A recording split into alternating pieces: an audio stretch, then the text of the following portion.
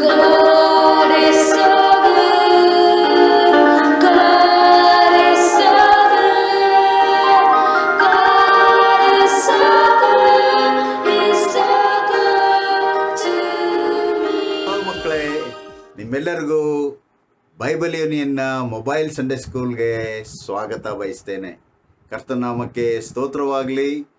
ಅನೇಕ ದಿನಗಳಿಂದ ಈ ಸಂಡೇ ಸ್ಕೂಲನ್ನು ನಾವು ಮಾಡ್ತಾ ಬಂದಿದ್ದೀವಿ. ದೇವರ ಆಶೀರ್ವಾದ ಈ ನೋಡುವಂಥ ಎಲ್ಲ ಮಕ್ಕಳಿಗೆ ದೇವರು ಕೊಟ್ಟಿದ್ದಾನೆ, ಟೀಚರ್ಸ್ಗೆ ಕೊಟ್ಟಿದ್ದಾನೆ. ಮಕ್ಕಳೇ, ಈ ದಿನ ನಾವು ಈಸ್ಟರ್ ಹಬ್ಬವನ್ನು ಆಚರಿಸ್ತಾ ಇದ್ದೇವೆ. Happy Easter, happy Easter, happy Easter. ಮಕ್ಕಳೇ, ಈ ಪುನರುತ್ಥಾನದ ಹಬ್ಬದ ಈ ಒಂದು ಸಂದೇಶದಲ್ಲಿ ನೋಡುವುದಕ್ಕೆ ಮೊದಲೇ ನಾನು ಒಂದು ಸಣ್ಣ ಸಂಗತಿಯನ್ನು ಹೇಳೋದಕ್ಕಿದ್ದೇನೆ. ಮಕ್ಕಳೇ, ನಿಮ್ಮೆಲ್ಲರಿಗೂ ಭಾರತ ದೇಶದಲ್ಲಿ ಅತಿ ಶ್ರೇಷ್ಠವಾದ ಸುವಾರ್ತಿಕರಾದಂಥ ಸಾಧು ಸುಂದರ್ ಸಿಂಗ್ ಅವರ ಹೆಸರನ್ನು ನೀವೆಲ್ಲ ಕೇಳಿದ್ದೀರಿ. ಅವರು ಅತಿ ಶ್ರೇಷ್ಠವಾದ ಸುವಾರ್ತಿಕರು, ಬರಿಗಾಲಿನ ಸುವಾರ್ತಿಕರಂತ ಹೇಳಿ ಅವರಿಗೆ ಕರೀತಾರೆ. ಮಕ್ಕಳೇ, ಅವರು ನೇಪಾಳ ದೇಶದಲ್ಲಿ ಅವರು ಸುವಾರ್ತೆ ಸಾರುವಾಗ ಒಂದು ದಿನ ಒಬ್ಬ ಸ್ತ್ರೀ ಅವರನ್ನು ಔತಣಕೂಟಕ್ಕೆ ಅಂತ ಹೇಳಿದ್ರೆ ಊಟಕ್ಕೆ ಅವರನ್ನು ಕರೆದರು ತಮ್ಮ ಮನೆಗೆ. ಹಾಗೆ ಅವರು ಕರೆದಂಥ ಸಮಯದಲ್ಲಿ ಸಾಧು ಸುಂದರ್ ಸಿಂಗ್ ಅವರು ಅವ್ರ ಮನೆಗೆ ಹೋಗುವಂಥ ಸಮಯದಲ್ಲಿ ಅವ್ರು ಹೋಗಿ ಮನೆ ಬಾಗಿಲನ್ನು ತಟ್ತಾರೆ. ಆ ಮನೆ ಬಾಗಿಲಿಂದ ತಟ್ಟಿದಾಗ ಆ ಮನೆ ಯಜಮಾನಿ ಹೇಳ್ತಾರೆ ಕೆಲಸದವಳಿಗೆ, ಹೋಗಿ ಬಾಗಿಲು ತೆಗೆದು ಯಾರು ಬಂದಿದ್ದಾರೆ ನೋಡಿ ಅಂತ ಹೇಳಿ, ಅವ್ರಿಗೆ ಬಂದು ಒಳಗೆ ಕೂತ್ಕೊಳ್ಳೋಕೆ ಹೇಳು ಅಂತ ಹೇಳಿ. ಆಗ ಆ ಮನೆ ಕೆಲಸದವಳು ಹೋಗಿ ಬಾಗಿಲನ್ನು ತೆಗೆದು ಅವರನ್ನು ಬಂದು ಒಳಗೆ ಕೂತ್ಕೊಳ್ಳಿ ಅಂತ ಹೇಳಿ ಒಳಗೆ ಬಂದು ಯಜಮಾನಿಗೆ ಹೇಳ್ತಾಳೆ. ಏನಂತ ಹೇಳಿದ್ರೆ, ಯಾರೋ ಒಬ್ಬರು ಬಂದಿದ್ದಾರೆ, ಅವರು ನೋಡೋದಕ್ಕೆ ಯೇಸು ಸ್ವಾಮಿಯ ಥರದಲ್ಲೇ ಇದ್ದಾರೆ ಅಂತ ಹೇಳಿ. ಆಗ ಆ ಮನೆ ಯಜಮಾನಿಗೆ ಗೊತ್ತಾಯಿತು ಅದು ಸಾಧು ಸುಂದರ್ ಸಿಂಗ್ ಅವರೇ ಎಂಬುದಾಗಿ.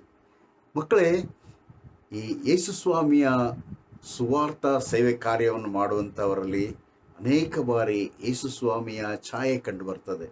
ಅದಕ್ಕಾಗಿ ನಾವು ಅಂಥವರನ್ನು ಗೌರವಿಸುವಂಥದ್ದು ಬಹಳ ಪ್ರಾಮುಖ್ಯ. ಅದೇ ರೀತಿಯಲ್ಲಿ ಯೇಸು ಸ್ವಾಮಿ ಸಹ ಈ ಲೋಕದಲ್ಲಿ ಆತನು ಮರಣ ಹೊಂದಿ ಪುನರುತ್ಥಾನ ಹೊಂದಿದಾಗ ಯಾರ್ಯಾರಿಗೆ ಕಾಣಿಸಿಕೊಂಡನೋ ಅದು ಬಹಳ ಶ್ರೇಷ್ಠವಾದದ್ದು. ಅದೇ ರೀತಿಯಲ್ಲಿ ಯೇಸು ಸ್ವಾಮಿಯ ಪುನರುತ್ಥಾನವನ್ನು ನಾವು ಈ ದಿನ ಹೇಗೆ ಆಯಿತು ಅಂತ ಹೇಳಿ ನೋಡೋದಕ್ಕೆ ಹೋಗ್ತಾ ಇದ್ದೇವೆ. ಎಲ್ಲರೂ ಇದನ್ನು ನೋಡಿ ಜ್ಞಾನವಂತರಾಗಿರ್ರಿ, ತಿಳ್ಕೊಂಡವರಾಗಿರ್ರಿ. ಅರಿಮಥಾಯದ ಯೋಸೇಫನು ಯೇಸುವಿನ ದೇಹವನ್ನು ಸಮಾಧಿಯಲ್ಲಿ ಇಟ್ಟ ನಂತರ ಫರಿಸಾಯ ಶಾಸ್ತ್ರಿಗಳು ಪಿಲಾತನ ಅಪ್ಪಣೆಯನ್ನು ಪಡೆದು ಸಮಾಧಿಗೆ ಕಾವಲನ್ನು ಏರ್ಪಡಿಸಿದರು. ಆದರೆ ಸರಿಸುಮಾರು ರಾತ್ರಿಯಲ್ಲಿ ಇದ್ದಕ್ಕಿದ್ದಂತೆಯೇ ಭೂಕಂಪವಾಯಿತು. ಆ ಸಮಯದಲ್ಲಿ ಪರಲೋಕದಿಂದ ಬಂದ ಒಬ್ಬ ದೇವದೂತನು ಸಮಾಧಿಗೆ ಮುಚ್ಚಿದ್ದ ಕಲ್ಲನ್ನು ಉರುಳಿಸಿ ಅದರ ಮೇಲೆ ಕೂತುಕೊಂಡನು.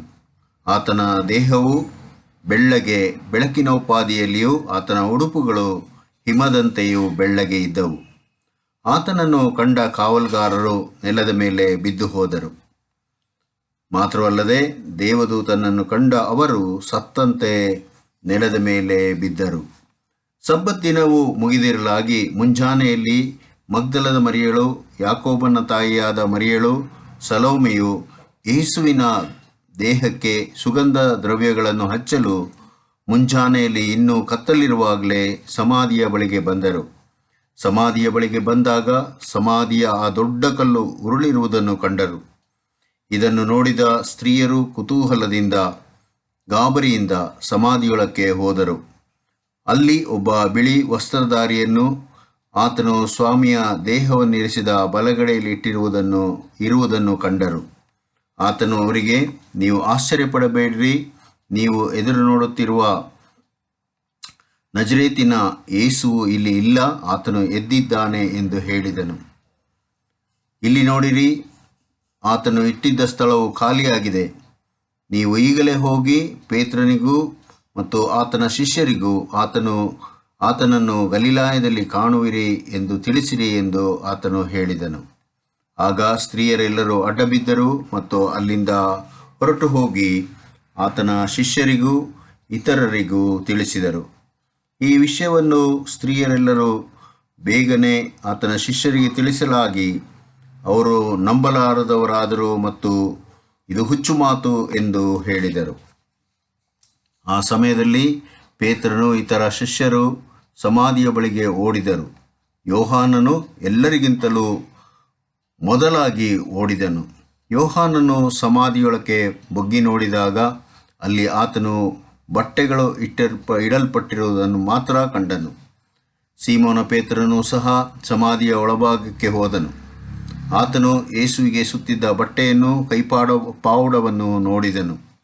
ಆಗ ಪೇತ್ರನನ್ನು ಹಿಂಬಾಲಿಸಿದ ಯೋಹಾನನು ಸಮಾಧಿಯೊಳಕ್ಕೆ ಬಂದು ಯೇಸುವಿನ ಬಟ್ಟೆಯನ್ನು ನೋಡಿ ಯೇಸು ಎದ್ದಿರುವುದನ್ನು ಆತನು ನಂಬುವವನಾದನು. ಶಾಸ್ತ್ರದಲ್ಲಿ ಬರೆದಿರುವಂತೆ ಇದೆಲ್ಲ ಆಯಿತೆಂದು ಅವರು ನಂತರದಲ್ಲಿ ತಿಳುಕೊಂಡರು.